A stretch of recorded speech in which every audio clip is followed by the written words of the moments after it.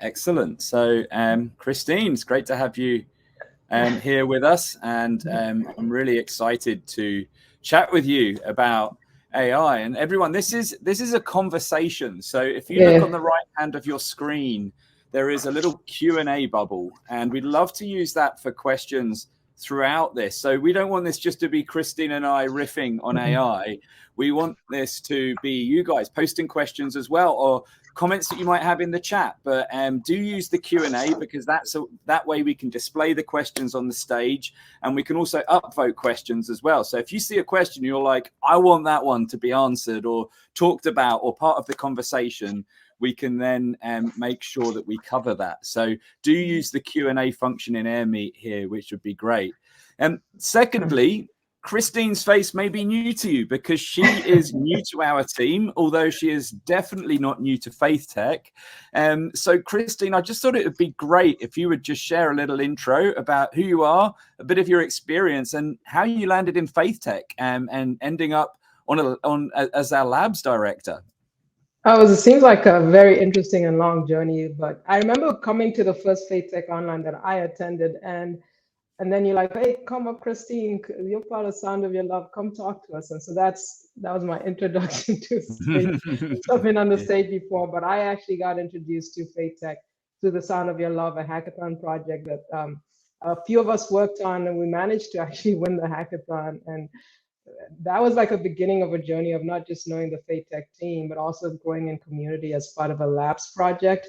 And so labs is the way that we build in community. And after that experience, I always kind of felt like I was tethered at the hip to FaithTech. In fact, about a year or so ago, Jason Weekly and myself, we actually put up our hands and started the FaithTech Nashville. So part of this co-lead of FaithTech Nashville. So that's been like my recent experience. And then I don't know how it happened, but somehow I'm here. I'm a global labs director, and it just felt like something that I had penciled in at the beginning of 2023 as something that I wanted to actually help out in some capacity, and then just God opened the doors. So it seems like it's like a zigzag journey, but it feels like I was always meant to be here somehow. That's amazing. And Christine comes with experience. I mean, you trained as an engineer at MIT originally, was that right? And then you got into the software side later on and landed in Facebook for 10 years, and then F6, the open source organization there. So so this lady comes to us with you've got serious tech chops. That's what I'm trying to say. And that's great. So as we said, we will be talking about AI. We will be talking about our relationship to it, our use of it, and our posture towards it as believers of Jesus Christ. And if anybody has been in any of these online meetups recently, you'll notice that we've been using this framework that we published last year, which is the FaithTech Playbook, which comes in sort of 3 sections. There's a theology of technology, which is a section on what does God think about technology, or where does technology feature in the meta narrative of God and the Bible. And then the second part is around how does the world view technology? What are the ways of technology? How does it express itself in our society? I mean, it's certainly the operating system for how many of us behave and how society behaves as a whole. So we need to look at that, and we need to posture ourselves towards that as Christians. And then the third piece is a way of building with technology that is uniquely biblical. And we're going to actually use that as a bit of a framework to our discussion as we look at AI. We look at some of the potential problems with it. We look at some of the opportunities with it. And then even further than that, we look at the redemptive potential behind this leading and bleeding edge technology that has certainly accelerated. Well, I'd say publicly accelerated in the last few years. Many would say it's been accelerating hard and fast behind the scenes for a lot longer than that. But yeah, I'm really excited to unpack this together with you, Christine. And just so everyone gets, there's going to be a bit of a rhythm to this. I'm going to unpack an element from the playbook, and then that's going to seed us with some questions that I'm going to ask Christine, and we'll take the conversation from there.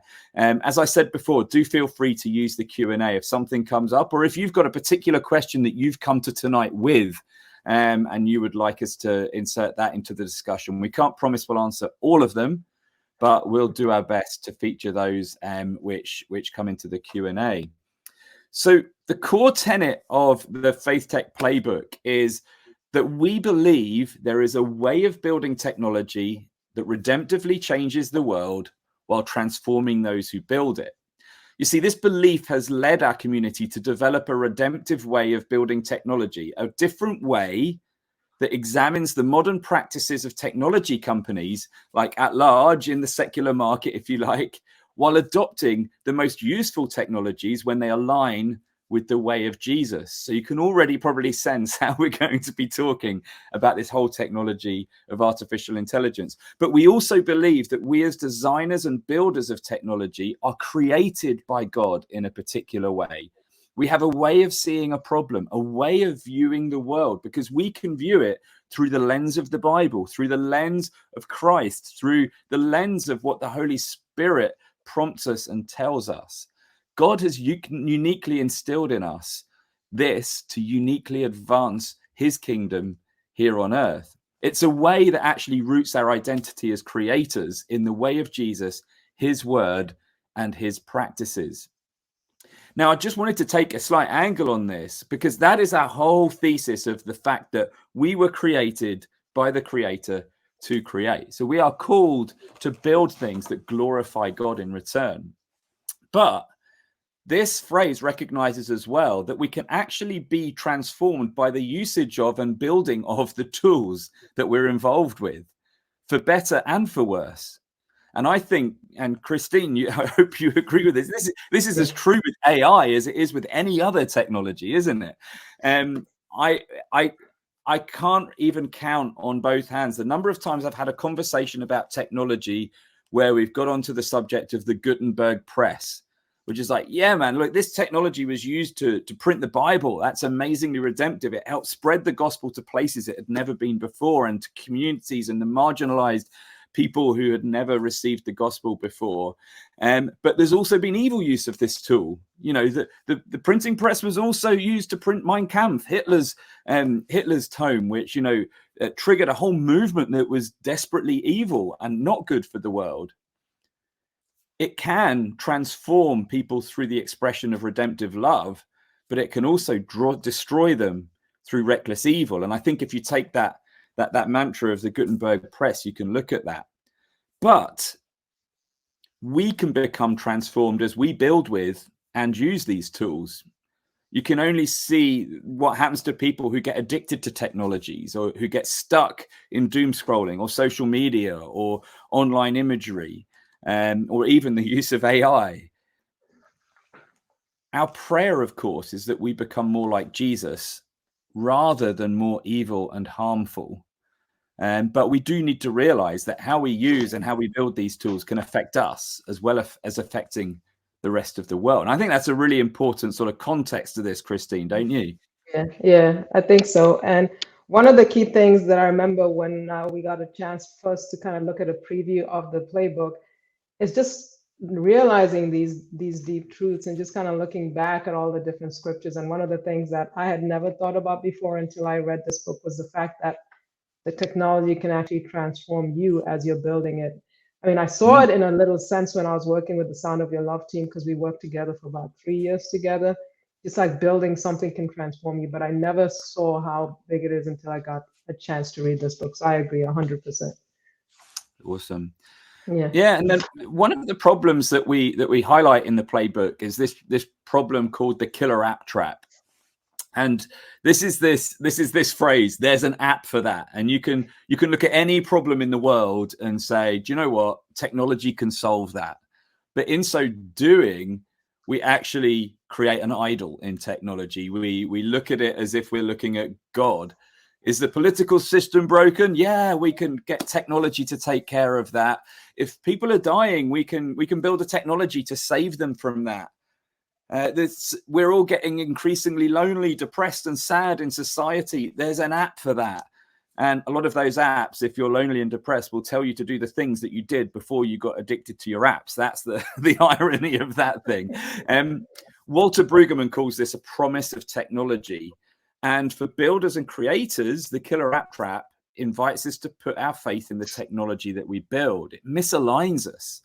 And the deceptive ways of that belief is it moves us from our heart away from faith in Jesus Christ.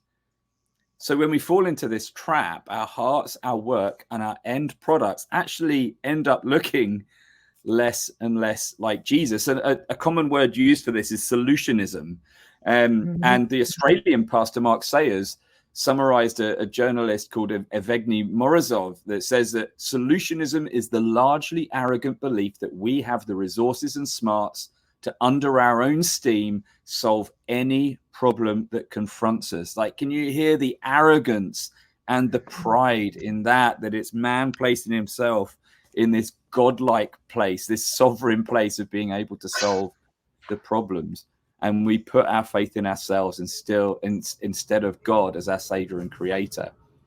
So the killer app trap tempts us to accept a posture to solve first, solve quickly, solve selfishly, and solve without account for the repercussions on us as we're building, on those we're building for. And we'll get into more than that later. But with AI and the current gold rush of use cases, I mean, how many advertisements do you get in your inbox now for new chatbots or new GPTs that you can implement, or things that you can buy, or cheat sheets that can get you a new sales funnel leveraging AI and everything like that? Resold, repackaged things that already existed and were built by someone else, consumerized large language models of which many of us aren't even aware of the source data or structures behind them, which I think is inanely dangerous. Where, Christine, have you seen the killer app trap evidenced across the building and application of AI? Man, you've kind of touched upon it as well when you talked about all of these different GPTs. In the beginning, I remember when I first, obviously, maybe like a lot of people saw Chat GPT, I was like, wow, I can ask it any question. And in my mind, I thought it was like, we'll get to that in a second, but I thought it was telling me the truth until I got into the hallucinations and all of the different things. So you have to kind of be aware of it.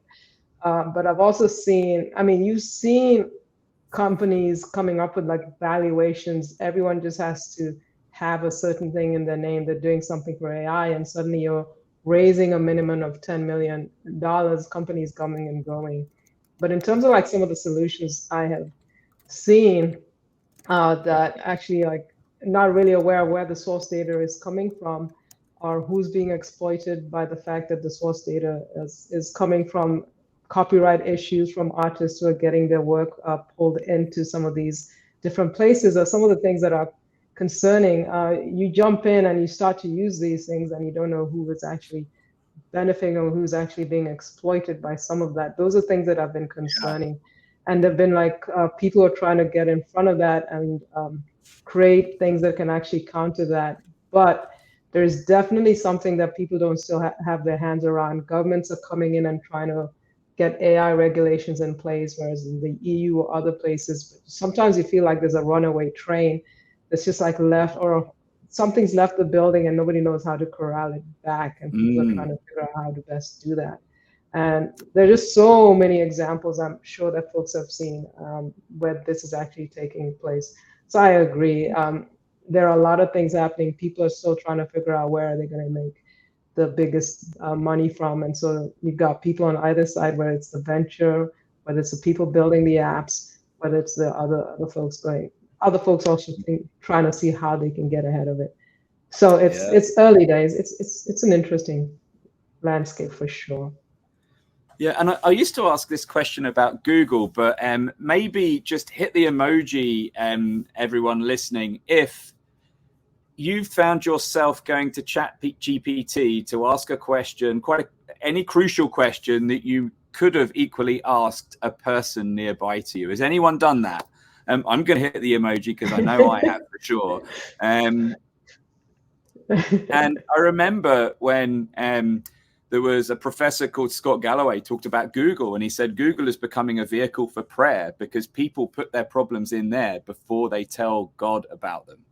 And I think that ChatGPT is that X10, right? It's that multiplied. It's like, you have the solution. I don't need to go anywhere else. I can go to ChatGPT or another AI model for the solution. Yeah, remember I told you, I think it was called Hey Pi or something like that. I tried it for about an evening. It's just a website where you can just ask it questions. Let's say you have a difficult conversation coming up, you can go and just have a conversation. And it starts off in a very nice way where it doesn't ask too many questions, but it asks questions after question. I only used it for one day, but I could see how potentially I could start to form a relationship with this app, and then just it would become like almost like my best friend. And then I wouldn't go to somebody else if I had a difficult conversation. And the people who are developing it, one of who is, I think, Netflix former CEO, is basically that's kind of what they're trying to do. So you're pulling people away from real social relationships and kind of pulling them into this, I don't know what you're going to call this new Yeah, world. and I mean, I've even seen reports of like these AI generated avatar girlfriends that men can have, or boyfriends that women can have, that become your companion, and you're chatting to them and you're having romantic conversations. And it just feels like that as a solution for loneliness, something's gone wrong with who we are as people, if that's where we've had to land. And that's really, really worrying. But Christine, let's move this into sort of Christian ministry circles. Do you think there's a risk of this killer app trap becoming a prevalent problem in ministries and mission as well? I mean, we see as many people in certain ministries, like really early adopters of AI out there. What do you think about that sort of inflection on it? Yeah, some folks can say, okay, because there's a use case for people, including the industry, but the same could apply to missions where they have a lot of people coming at them with questions. So they might want to say, okay, just to help with the stem of flow of information, we might have a chatbot that's going to answer a certain set of questions. So in this particular scenario, you might be tempted to say, okay, I'm going to use AI or a chatbot or something like that to answer some of these questions. So again, you're sort of taking away the human element of it, where potentially if somebody may be coming with a really deep and serious question about some situation that they're going through, but the chatbot might either be not compassionate enough or maybe just mislead them. And so there's a risk in that case where you are actually not being like, I always like to think like Jesus would look at people and like look into their souls. I kind of like hesitate that actually an AI can really look deeply and know what it is that you want. A human being probably a lot better than AI in that regard. Yeah, absolutely. And someone in the chat there, Varn, who I know well, good to have you on the conversation tonight, Varn. He's asked what the tool was that you mentioned that you played around with one evening that you'd mentioned earlier. I think it was called Hey Pi, Heypi. If I remember what it is and I got it wrong, I'll put it in the chat notes later. I think that was it. Excellent. And then just a final question on this piece before we move into thinking through the redemptive frame together. How would you say we can protect ourselves against this trap when it comes to AI as Christians? That how can we protect ourselves from this becoming the answer to so many problems when we should be looking rightly to Jesus? That's a good question. I don't know. I don't know if it's like, I don't know if I've disassociated myself enough, because sometimes I also find myself going to ChatGPT or Perplexity AI or some of these other places just to ask questions. But then when it comes to like the deep questions, for example, like I start off my day or have a question, or like I think it's just going into the rhythm of scripture and just the basic things that people have been doing over time. Because and I also feel like if you have people around you who you can be accountable to, or bouncing ideas off human beings, just don't lose that social connection. But absolutely, I'd love to hear what other people have to say to answer yeah. that question. Yeah. I mean, there's a great framework in the discern element of the playbook where we talk about the 3RC process. And this is something I've tried to apply over different areas of life. I think with AI, it's as important as anything else, where we decide whether we ask the Holy Spirit to help us discern whether we should reject a use of technology, whether we should fully receive it, whether we should repurpose it, reimagine it, or actually create something new altogether. And I think that going through that process is it's a prayerful approach. And I think making sure that we're filtering everything through prayer and doing that, taking our pillar, led by the Spirit, allowing the Spirit to interrupt those habits, those flows that we might get into, is a really great way of helping to guard ourselves as that as well. So as we go into the frame, the ways of technology, we've got these different ways the world seems to express technology, and we start with reckless technology. And I just want to say to everyone, this will get more positive. We're going to get to redemptive technology, don't worry. But we'd rather start in the doldrums and work our way out of that, and get to a place where we can start to see how God might be have us leveraging AI for his kingdom. But reckless technology, as we know, is this irresponsible creation of technology with the ultimate ends of self above all. It prioritizes speed and efficiency and rapid growth above people. And it holds this sort of rebellious and anti-institutional posture, which looks good at the beginning, but in this paradigm, the creator puts their desire above everything else. The problem with reckless technology is we move fast, we break things, which can be a really innovative entrepreneurial way of building to begin with, but actually has become an exploitative way of building as it's been developed over time. It's ushered in a whole movement of tech startups. It was like, let's just build really quickly, and then we'll clear the mess as we go and get something that works well, but actually without due regard for the people that are getting harmed in the process. The problem with this is it's a zero-sum game. I win, you lose. It views people as commodities, and it means that it actually advances harm in people as well. So we've seen, Christine, since 2022 specifically, massive rapid advancement in the development AI.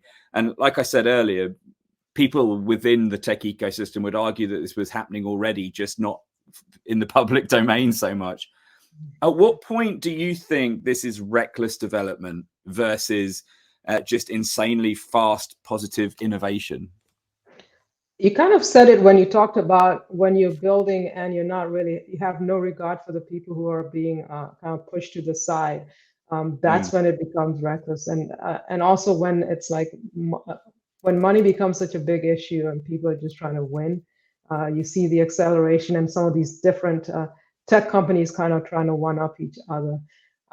There was a really good podcast that Mozilla had. I think they run like 2 seasons of it. It was called IRL, I think, in real life. And one of their podcast episodes from 2023, they talked about the people who are actually putting the data together, because when you're actually creating AI, data is so key. And the people who come in and put the data together that are generally the people who don't really have that much money, and a lot of them are being exploited. The good work of just cleaning out and cleaning the data. This data then gets repackaged and sold and repackaged and sold. As it goes higher up the chain, people are making a massive amounts of money when those folks are not making a lot. And the really good thing about this podcast, and it could be like down the line when we get to the positive side, is how do you bring those people who are actually a key part of that resource, that they also get a chance to actually participate in this. But for the most part, people are about like, how can you get the massive amounts of profits, and it doesn't matter who kind of gets thrown over in that path. That's great. Yeah. So maybe, there's this whole thing, which is like, it's easy to see how others are doing it. Christine, how do you feel we can all be guilty of being reckless with AI? It was weird. I had kind of like a convicting moment when somebody said, okay, when you enter a query into ChatGPT, do you know how many GPUs are churning away in the background for you just asking a question that you could potentially have asked, maybe say Google, or ask a human? And what is that doing to the environment? Are we really being good stewards in that sense?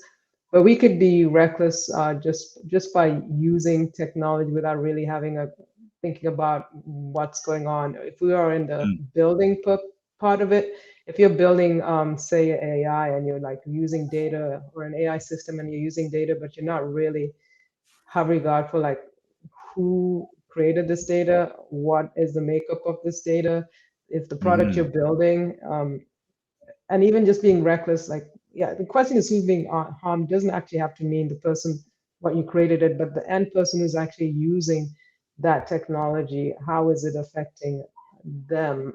If you are building a Mm, product where people are going to have some like expectation that it's telling the truth, but you do not take care to either test it thoroughly or because you just want to get it out as fast as possible, mm. test and iterate.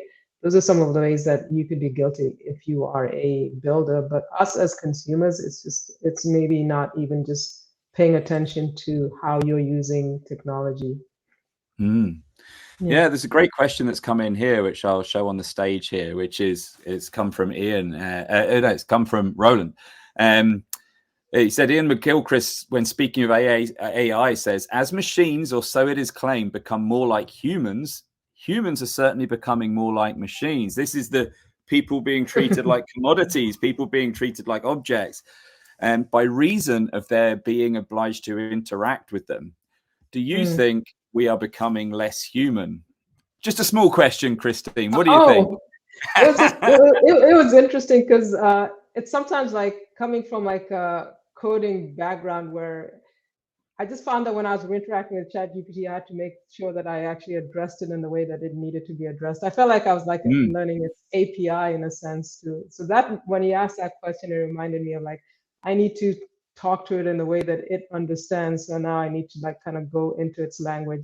So it's like I was Yes. conforming to the way that it needed me to interact with it, so that I could It's the speak its art of language. the prompt, isn't it? It's the The art art of of the the prompt. They prompt. said you've got to know how to write the right prompt. You know, Yeah, yeah. yeah. But one of the things that has really been key in the last few weeks when I've been reading a lot now about the theology of behind AI is that the key question is like, what does it mean to be human? And is the AI human? Are you giving this AI human qualities? Are you Mm. And I mean, even if you take it to the extreme, where the folks who say we want to upload all of our data when we die so we can live forever, this transhumanism Mm. movement, it's almost like melding your mind with machines, and that's kind of like the nirvana where the end state is going to be. So, in a sense, are we becoming less human? Is a key question. That's an interesting question.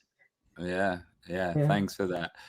Yeah, we've got a couple of other questions which I think will relate to what we're talking about further down the line. But let's move on to responsible technology. So responsible technology is this core expression of the common grace that is meted out to all human beings, is that we start to intentionally see the damage that we're doing and then think about the ethics, the values, the consequences and negative impacts of technology. Everyone's heard of ethical technology and, corporate responsibility programs and everything else, and corporate social responsibility programs and things like that. It looks to create technology that promotes harmony rather than division.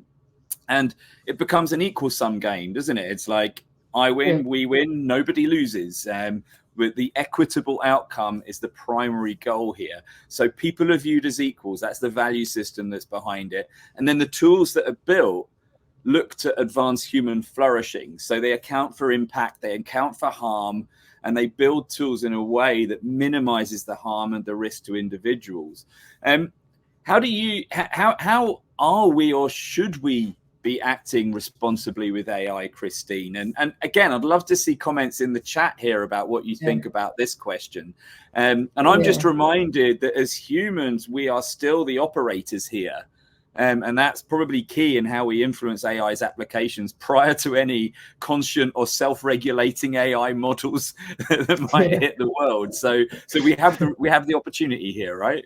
Yeah, before they, as they say, the machines learn from each other and take everything over. But I mean, we've seen examples. I had mentioned before how some artists might get swept under the rug due to copyrighted images, for example, being part of the training data, and a lot of artists losing their work or the ability to actually make money out of it. So I've seen And examples. there was the whole film screenplay writers strike and everything else. Yeah. Yeah. And interestingly enough, I had heard about it was like an algorithm or something called Nightshade that somebody was putting together from a university to actually poison data so that images that could potentially go into training data, an artist could add like some kind of watermark that would confuse the AI. training model. And so then that would then poison the data, and over time would potentially cause the people who are training the data to actually approach these artists so they could license the data. So I've seen things like that kind of coming into the forefront. We've seen, like, even more recently, a bunch of tech companies, including, say, Adobe and Google, are trying to add things to potentially combat deep fakes that might be coming up in the elections in the US and other places. So there's these folks who are trying to think about how you can do things responsibly, but they all kind of have a sense that all they're doing is just minimizing the harm, but not really eliminating the things that can go wrong. By its nature, the way generative AIs and LLMs, for example, are always going to have some amount of hallucination. You can't really, through prompt engineering, you just hear this. It's not as much, but you always hear when a new model and something new comes out, there's always somebody's just ready to basically just show that this model is not behaving correctly. So even though folks are just trying to do the responsible thing, it's a really, really, really hard thing to do. And Rick from Miami there has asked this question that's really interesting, that, you know, particularly when you're making decision making in ministry, which may need to have a high risk element to it, or the potential for harm. So this sort of reverses the responsible tech piece. Jesus often might call us to take a risk, whereas a statistical model or an LLM might actually advise against that. Where do we draw the line? I'll put that question to you, Christine, but I don't personally know if there's an answer. Yeah. It comes down to something you said before. And I know internally we like to say, even as one of the pillars, is that at FaithTech, we want to be spirit-led, but data-driven. So even if you look at the data, at the end of the day, it's just another data point, but the one who wins is the Holy Spirit. So that's how I would actually answer that question. Preach. That's great. Excellent. And then we'll move on to redemptive technology, and this is where we'll land this evening. I think it's a good place for us to land. But I'll just give a quick overview of what we mean in the playbook when we talk about redemptive technology, because this redefines what it means to create. It redefines not just how we create, but how we live and work in the technology ecosystem. We want to awaken a Jesus revival in and through technology.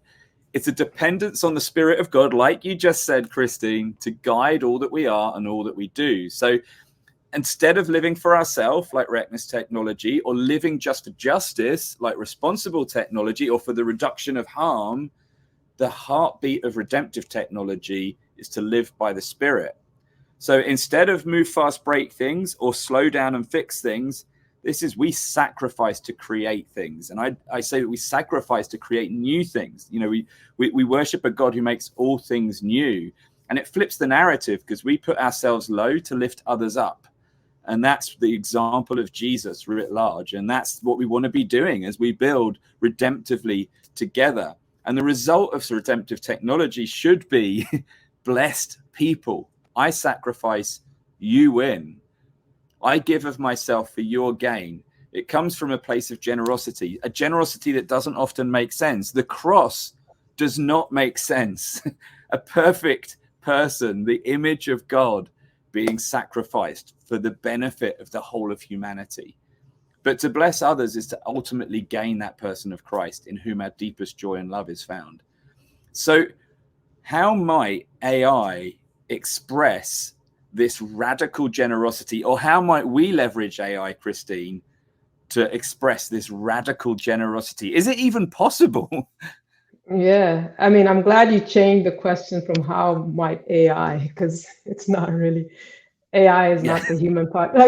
So as humans, we are the ones who are the human in the loop, kind of leveraging AI. AI is just another tool. Like you started, and when we started this discussion, you talked about the Gutenberg press and the Bible and all of this.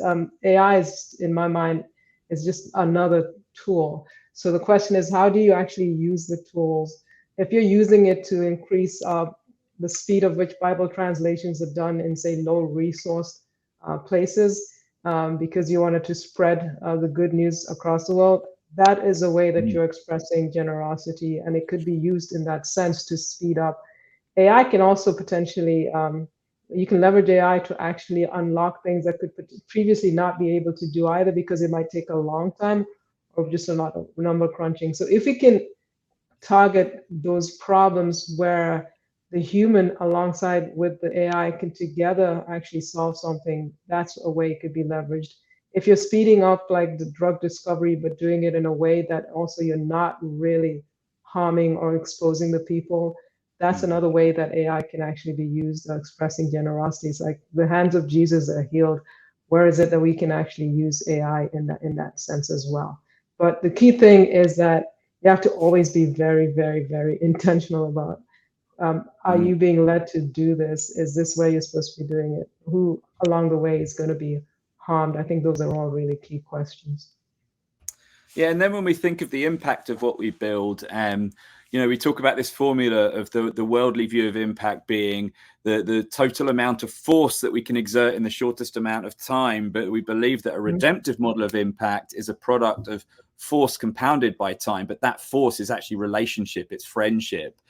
How do you see AI helping us exert that sort of impact, where we become people who love God more and love others more?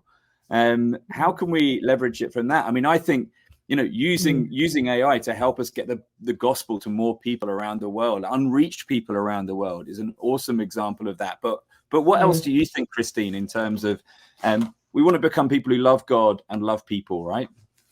Yeah, people love God and love people.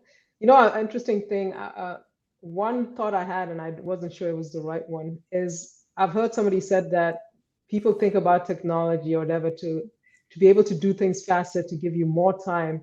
And that's what people say, technology or AI is going to let me do a whole bunch of things, maybe make phone calls on my behalf. All these AI agents are going to be doing things for you, and therefore I'll have more time. But people always kind of like end up filling up that time with other things. So if you can actually know what is the end goal, and you're going to be using this so that you can do that, but don't fill up the hole, because it might be like a hole that you're trying to fill. And even if you have more time, you're still going to be suffering from like the busyness or the distractions. So I would say that if you can say, I'm going to be leveraging AI, and I'm going to be using it for this particular purpose, whether I get more time to spend with family, I get more time to actually be out there. That's one thing that at least I hope that I can get from AI. I'm like, just save me some time. As Sam said in his chat, he wants it to speed up so that he doesn't have to do a lot of things with spreadsheets. Oh, maybe that might give him an hour or two to kind of like spend time with his kids. Yeah, I love this whole concept of looking at technology, or building or creating or using technology in a way that brings us closer to the people, the communities, the groups that we want to serve, rather than putting more distance between us. And I think what you've just described there, Christine, is a key example of that. And that's something that we often encourage our teams in creates and in labs and in hacks and things like that, to say, actually think about how this tool that you're building is drawing you closer to the people who are experiencing the problem that you're trying to solve, because that is the longer lasting impact than the amount of force you can exert with this tool over the shortest period of time. And I'm just going to show a couple of questions more on the stage here. Here's one from Chris in Hampton there, saying, could our community and other believers in tech create tech to bring real people together to solve loneliness? Trolls are such a fear, but could we solve that trust issue? I just wanted to answer this question by saying you should look up one of our labs projects called Beyond the Conversation that was piloted out in Vancouver. It's actually a web platform that looks to bring people together socially, particularly those who are experiencing social isolation. I think it's just beyondtheconversation.com. And so look that up, Chris, and you'll see a great example there of tech being used to bring people together in person so that loneliness can be helped or aided. And then, Christine, here's one for you as our Global Labs Director. When's the Redemptive AI hackathon happening? Oh man, okay, we're on the spot now. Yeah, I would say any technology that we want to build through FaithTech, we would love to have a redemptive edge. So just get involved with labs, just get involved with what's already happening. We're going to have more create programs through the year, aren't we? And then we've got a few, we've got a hackathon planned in the fall and other stuff. So just watch this space and there'll be plenty of examples of things. Yeah, Christine, there was actually, sorry, go ahead. Quickly, there was a hackathon that happened last year, and one of the projects is actually one of the FaithTech projects. It's called the Apologist Project, and it's one of those Chat GPT ones or a GPT or chatbot. But the idea behind that is not really around like the loneliness, but what they're trying to do is make it easy for people who have like tough questions for the apologist and build a community around it as well. But just to add, for those people who have questions and maybe don't want to ask another human being, which may be against what we're trying to do, but eventually try to link them up with a human being, but ask those questions that people might feel like, I don't think I can ask my neighbor, I don't think I can ask this question. But a lot of the ways that they're building it is with spending a lot of time and how can you do things in a very compassionate way. Yeah, absolutely. Well, Christine, this has been a great conversation to have. We haven't even touched on the whole issue of deceptive AI and things like that. I mean, I think we've maybe touched on it a little bit, and the liar's dividend about deep fakes and things like that. But we'll maybe save that conversation for another day. And it's been, it's been just great to unpack all of this with you. And thank you, everyone, for taking part and being so active in the Q&A and so active in the chat. It's been fantastic to do this. So maybe, Christine, would you pray over this whole conversation and over this whole technology of AI? I know that sounds like a big thing to pray over, but God calls us to pray. How long do we have? Yeah.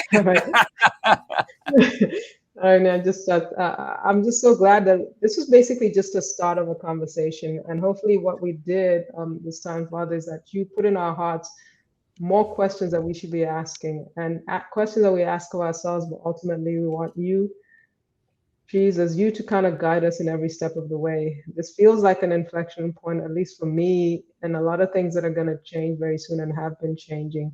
But God, we can be confident that you never change and your word never changed and how you view us never changed. Let us see each other and every single one of us as made in your likeness. And as image bearers, please let us just be able to kind of grasp on the humanity that is in us, whether we're using AI or we are actually leveraging it or we're actually building with it. Just keep our minds on you. Let us never let go of how much you love us and that your son, Yeshua, you came here and you died for us. We're just so thankful that we have a place, an opportunity to talk about this important topic with other believers, and just help us to use this to just build redemptively. And even as we start this conversation, may we go forth and just have this conversation with others so that we can be very much aware of what is going on out there and that we can be a part of helping bring the redemptive framework and everything to life so that we can glorify you, God. In your holy son, Yeshua's name, I pray. Amen.